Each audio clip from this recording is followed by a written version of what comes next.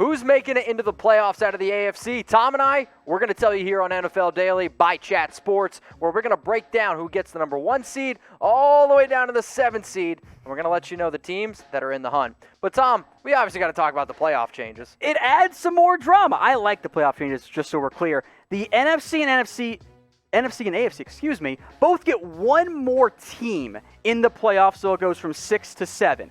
The big change here, at least in terms of the teams that are already in it, there's one more team from each conference that ends up getting a bye. Yep. Just one. So there is no bye if you're the number 2 seed. Makes the number 1 seed a little bit more coveted, which in theory helps reduce the Week 17, okay, we're just going to go ahead and close up shop here. Because maybe the top 2 teams are still in the mix, and then 3, 4, and 5 are all fighting for seeding after that. So I like that change by the NFL to only go with one bye and add the extra playoff teams for the AFC and NFC. I was actually say, good job, NFL. And if you guys like the fact that there's more football, more playoff teams, hey, why not? Go ahead and like that video. Okay, so I'm curious to see how this whole NFL playoff scenario shakes out. But for Tom and I, we talked about it. We debated. If you don't like it, he's at What Going Downy. I'm at Mitchell Wren 365. You can come find me. So the number 1 team in our playoff projections out of the AFC is the Baltimore Ravens. This is a bit of a chalky pick. You're not going to see that much change at the top. I'm sorry, guys. The Ravens could be a regression candidate if Lamar Jackson takes a bit of a step back in year 3. I'm not going to project that, though, right now. Yes, the Ravens did not win the Super Bowl. So you're wondering, Tom, how dare you put the Ravens above the Chiefs? And I know that strength of schedule maybe isn't the best route to go about stuff, but it was kind of a tiebreaker of sorts here for me. Based on the 2019 records, the Ravens have the easiest strength of schedule in the NFL. Hopes that they get to play the Giants and Redskins in the NFC-AFC crossover games, plus the Bengals had a horrible record. So the AFC North in general tends to have some of those lower strength of schedules. I like what the Ravens did in the offseason, a strong draft. I like the free agency moves as well. And if Lamar Jackson and that offense clicks the way it did this past year, I don't see them regressing. I see them being a great team. And maybe that's only 13 wins that time. But this is a very strong and well-built Baltimore Ravens team. And I think you hit it. I mean, you got one of the best quarterbacks in the entire league, not just through the air, also on the ground. I mean, you also then got a complete defense. You got a complete offense. And as much as I like, the Browns, as much as I like the Pittsburgh Steelers, I'm going to bet my money on the Ravens winning most of those games, winning almost every game that they have this year. Sure, they're going to come up with a few tough ones here and there, but the Baltimore Ravens, easy schedule. They're the number 1 seed here in our AFC projections. But if you don't like Tom and I's projections, luckily for you, you can get your votes in. So who's going to be the number 1 seed here in the AFC? Let Tom and I know. I'm going to make this the pinned comment on today's video. So for those of you that are watching this on YouTube, what I want you to do is I want you to scroll on down, and I want you to let Tom and I know who's going to be the number 1 seed in the AFC. Let's go now to the 2 seed, the Kansas City Chiefs, led by Patrick Mahomes. Not much of a surprise. I think these are the 2 best teams here in the AFC. There is a tier break after the top 2 teams in the Chiefs and in the Ravens. So Chiefs fans, I apologize I didn't put them at number 1. You are the defending Super Bowl champs. Maybe don't take it as a slight because you're a really, really good football team. I just think your schedule's a little bit tougher than the Ravens. There's a reason you're viewed as one of the top favorites to win the Super Bowl in the 2020 season. They pretty much just hit, and restart and rebuilt that entire team in terms of what they had last year. They didn't change much. They didn't need to. Kendall Fuller, Emmanuel Ogbah, pretty much it. Yep. And you know what? That defense, I didn't think it was that good last year. Didn't matter. The offense absolutely balled out. Mahomes was incredible once he came back from his injury. They had that miracle run of all those comebacks. There's a reason that they're one of the best teams, I think undisputably, in the AFC. If Mahomes plays all 16 games, they're going to be neck and neck with the Ravens for that number 1 spot, potentially all the way down to Week 17. I mean, we know the Chiefs have a great offense, but I actually don't really think we appreciate how well that defense started to play at the end of the year because the defense really did start to step up. And I think when you look at Lamar Jackson, when you look at Patrick Mahomes, they're kind of split there. And I think this is a very fair argument, right? Who's the better team, the Ravens or the Chiefs? And I think both of them are very, very complete football teams. Both have great quarterbacks, probably the top 2 in terms of candidates for NFL MVP. So let us know, who's the better team in 2020? Baltimore Ravens type BAL or the Kansas City Chiefs, type KC. The number 3 team here, it's the Buffalo Bills, and we kind of went back and forth. We think that they're going to end up winning the AFC East, and this one was close compared to the team that you'll see at number 4 in terms of seeding, yeah. But, I mean, the Bills, they got a good team. I think they could have one of the best defenses in the league. I think this is the year for Buffalo. Now, they do need better play from Josh Allen, just so we're clear, but the defense is awesome. The ground game should at least be passable, which is honestly kind of what the Patriots did last year to win the AFC East. Bills weren't that far behind.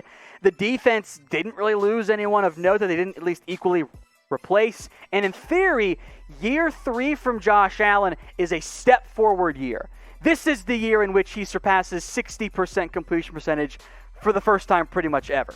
And if Allen does take the next step with Stephon Diggs at receiver, the Bills are going to be a legitimate threat in not just the AFC East, but in the AFC overall.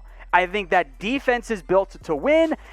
Can the offense hold up its end of the bargain? I like their play calling. I think that's a big boost for Josh Allen. And if the Bills can actually pull it off, if they can win the AFC East, Mitch, it would be the first time they've done that since 2000. Which, for reference, the Colts have won the AFC East more recently than the Bills, which sounds like a made-up stat, but it's actually true because that was pre-division realignment. Kind of crazy how that all works out in the end. And I mean, it kind of is a weird thought that somebody's going to win this division. Most likely, I don't predict it's going to be the Patriots, but as you can see, they've been dominating.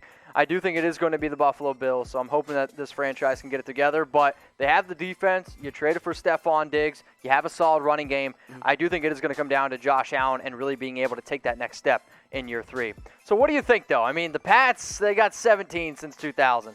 Which is absurd. Which is just insane, right? So will the Patriots miss the playoffs altogether? Type Y for yes.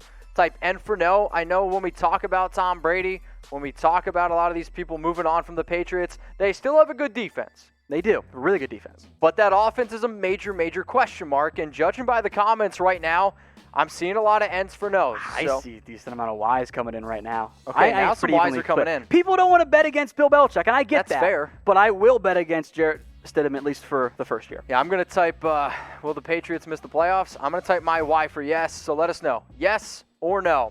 Now, Tom Brady, he is no longer in New England, and he has moved on, okay?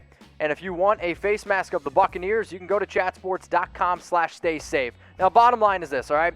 I understand a lot of people might not want to wear masks, but we might have to if we want to go to these games and if we want to tailgate. So luckily for you, you can get 3 masks for $24.99. It's at that link that you see below. It'll also be in the description, and it'll also be in the comments. Go to chatsports.com/staysafe. There is a little bit of a line right now because so many of you have ordered these. So get in line and don't wait till it gets even longer. There will be a little bit of a wait, but you know what? You're still going to need them in the near future, unfortunately. It's chatsports.com/staysafe.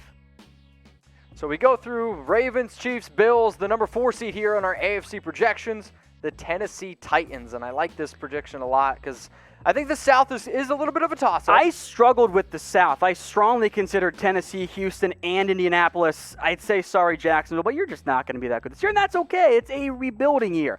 When Ryan Tannehill took over, Mitch, that offense was different, not only through the air, but Derrick Henry was also much different once Tannehill took over, and I think that's because there is a symbiotic relationship there between quarterback and ground game.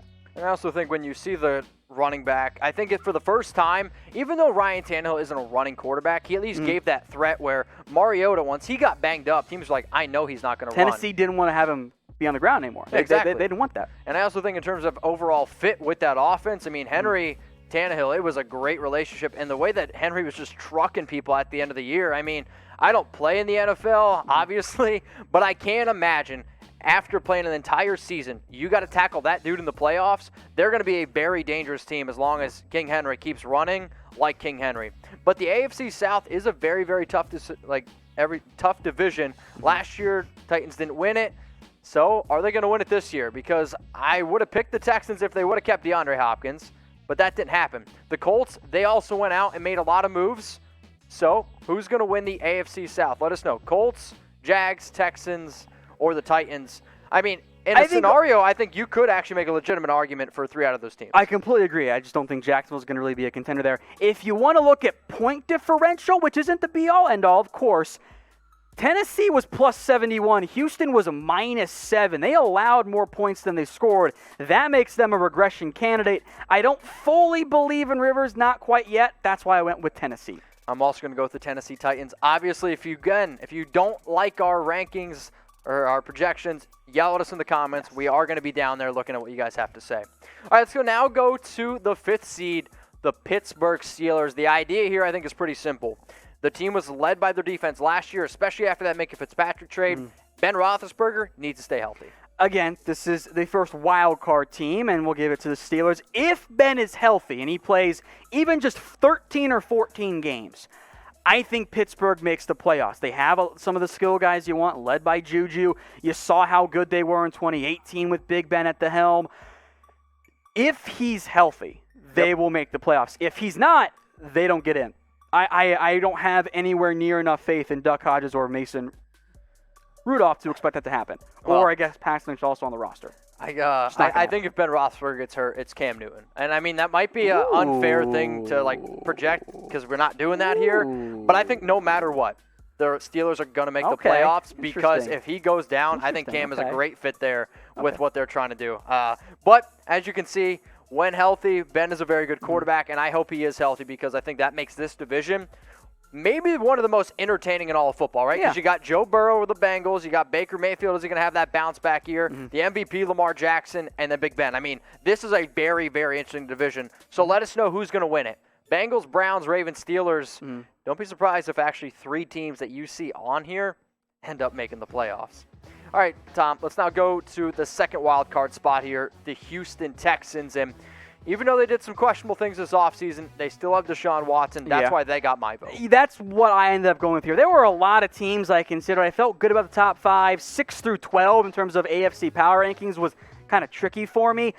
In the end, I gave the tiebreaker advantage to the quarterback in Deshaun Watson. I think Watson is the best quarterback of the teams we're really going to discuss here both for the 6th seed or 7th seed and the ones who missed out.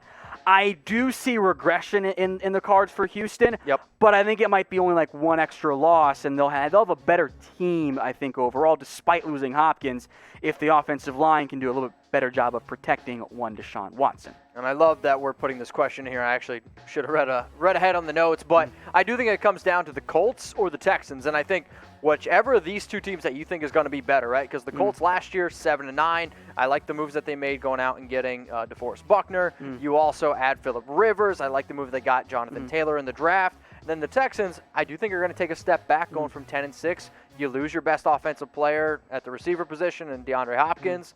It'll be interesting to see, but I do think it comes down to these 2 teams here. So if you think the Colts are the better team, type IND. If you think it's going to be the Houston Texans, type HOU. Okay, Tom. The last team here for the wild card, the Cleveland Browns. They're the team that gets in the very end. Pretty interesting. Look, I am ready to get hurt again by the Cleveland Browns. Also, as a reminder, guys, if you haven't already, check out the face coverings, chatsports.com/stay safe. That way, you guys can stay safe and also rep your favorite team in the process. That link's in the comments and the descriptions. I was all in on Cleveland last year, man, and they hurt me.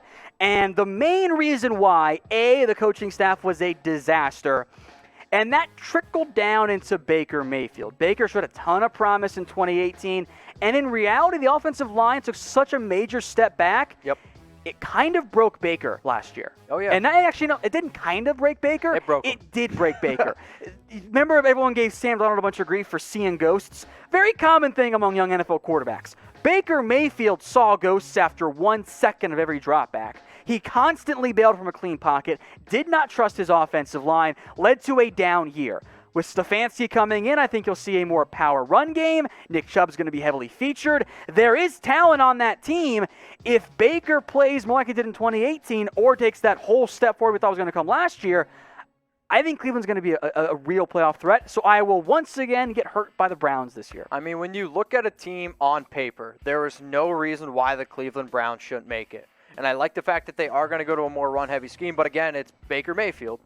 getting another system that he's probably going to have to run, more coaching turnover. That's not easy. So I know we point the finger at Baker a lot, but OBJ needs to step up. Jarvis Landry needs to step up. The Browns, though, the number 7 seed in our AFC playoff projections. So who just missed the cut, okay? Teams that are also in the hunt, you got the Colts, Chargers, Broncos, Patriots, and the Raiders. These were all the teams that were like, we think could still get into that number 7 seed. The Colts were the one I really considered the most at number 7. I wanted to put the Chargers, but I'm not ready to fully buy into Taylor or Herbert at the quarterback spot. I think Denver's a year away. Yep. I think the Patriots are going in the wrong direction, and I think Vegas will finish around 500 once again. But the Colts were the one that I feel like I should apologize to that fan base the most for clearly hating your franchise. Again, yell at Tom. Sarcasm. What's going Downey. All right, we'll take you through real quick the AFC playoff projections that we have. Ravens, Chiefs, they're kind of like in a tier of their own, but the Ravens, they get that first round bye. Then you got the Buffalo Bills winning the AFC East for the first time in a very long time. The Tennessee Titans at number 4, they take care of the AFC South. Now let's go to the wild card teams where we got the Pittsburgh Steelers, the Houston Texans, and the Cleveland Browns. And remember, if you're angry because your team didn't make it or your team's not the number 1 seed, yell at us in the comments. Tom and I, we will go down there. We will look and see what you guys have to say. And if you haven't already subscribed, make sure you do. YouTube.com/ChatSportsTV. So, which AFC team did we disrespect? The Colts the most, I think. And Colts fans, I'm sorry. I'm just not ready to buy into Rivers at this point. I actually like the way they're building overall. I'm just not convinced in what I think is going to be a tough AFC. They're going to quite be a playoff team, but I think they'll be close. So I apologize again for hating on your team, even though it's not really what I'm doing, but I know how internet comments work.